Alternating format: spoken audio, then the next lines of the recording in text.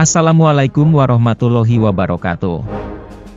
Sedulur jejak lakon, kedatangan VOC, atau Verenigd Oostindische Compagnie, pertama kali ke Jawa pada akhir abad ke-16. Ekspedisi pertama Belanda ke Nusantara dipimpin oleh Cornelis de Houtman. Kedatangan ini menandai awal dari upaya Belanda untuk terlibat dalam perdagangan rempah-rempah dan akhirnya memonopoli perdagangan di kawasan Asia, termasuk di Jawa. VOC secara resmi didirikan pada tahun 1602 sebagai kongsi dagang dengan hak istimewa dari pemerintah Belanda, termasuk hak untuk menjalankan militer, mencetak uang, dan membuat perjanjian dengan penguasa lokal. Pada tahun 1605, VOC berhasil merebut benteng Portugis di Ambon, yang menjadi awal penjajahan Belanda di Indonesia. Selanjutnya, pada tahun 1619, VOC mendirikan Batavia, sekarang Jakarta, di atas reruntuhan kota Jayakarta, yang menjadi pusat pemerintahan VOC di Indonesia. Kehadiran VOC di Jawa membawa perubahan besar dalam struktur politik, ekonomi, dan sosial di wilayah tersebut.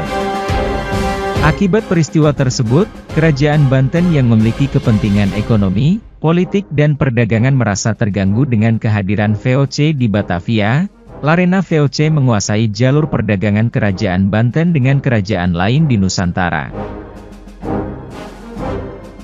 Konflik ini dipicu oleh keinginan VOC untuk memonopoli perdagangan di kawasan pesisir Jawa, termasuk Banten, yang pada masa itu merupakan pusat perdagangan yang sangat maju dan strategis.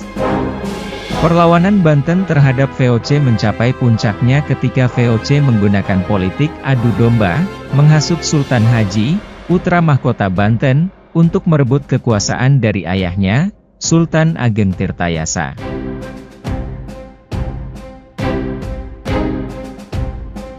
Ini menyebabkan perpecahan internal dan memudahkan VOC untuk mengendalikan Banten secara tidak langsung. Sultan Haji merasa tidak puas dengan kebijakan ayahnya yang anti-Belanda dan menentang VOC. Ketidakpuasan ini dimanfaatkan oleh VOC untuk menghasut Sultan Haji dan mendukungnya dalam perebutan tahta Banten. Pada tahun 1682, Sultan Haji memimpin pemberontakan terhadap ayahnya dan berhasil merebut Keraton Surausa dengan bantuan VOC, mengangkat dirinya sebagai raja baru. VOC melihat peluang untuk memperkuat pengaruhnya di Banten dengan memanfaatkan situasi ini. Dengan mendukung Sultan Haji, VOC dapat memperoleh hak monopoli perdagangan di Banten, yang merupakan pelabuhan strategis di jalur perdagangan laut. Konflik ini berakhir dengan kemenangan VOC dan Sultan Haji, yang memungkinkan VOC untuk mengontrol Banten secara tidak langsung dan memonopoli perdagangan di kawasan tersebut.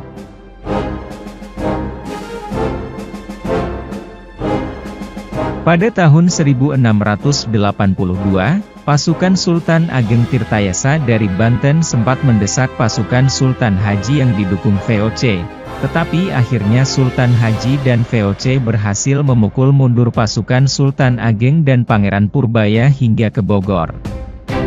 Sultan Ageng Tirtayasa ditangkap oleh VOC pada tahun 1683 dan dibawa ke Batavia sebagai tahanan. Setelah itu, VOC berhasil menjadikan Sultan Haji sebagai Raja Boneka, yang memungkinkan mereka untuk mengontrol Banten secara tidak langsung dan memonopoli perdagangan di kawasan pesisir Jawa. Setelah konflik antara Banten dan VOC berakhir, tidak ada catatan sejarah yang secara eksplisit menyebutkan adanya upaya rekonsiliasi atau kerjasama formal antara kedua belah pihak. VOC berhasil menjadikan Sultan Haji sebagai Raja Boneka di Kesultanan Banten, yang memungkinkan mereka untuk mengontrol Banten secara tidak langsung dan memonopoli perdagangan di kawasan pesisir Jawa I. Meskipun tidak ada perjanjian damai yang tercatat, VOC memanfaatkan situasi ini untuk memperkuat pengaruhnya di Banten dan mengendalikan jalur perdagangan penting melalui Selat Sunda. Kerjasama dengan Sultan Haji dianggap sebagai jalan terbaik untuk mencapai tujuan ini, meskipun pada dasarnya merupakan hasil dari politik adu domba yang dilakukan VOC. Dalam konteks sejarah kolonial, rekonsiliasi seringkali lebih bersifat pragmatis dan berorientasi pada kepentingan ekonomi dan politik daripada upaya perdamaian yang sejati. Oleh karena itu, hubungan antara Banten dan VOC setelah konflik cenderung didominasi oleh dinamika kekuasaan dan kontrol perdagangan. Akibat konflik antara Banten dan VOC memiliki dampak sosial yang signifikan pada masyarakat Jawa pada masa itu meliputi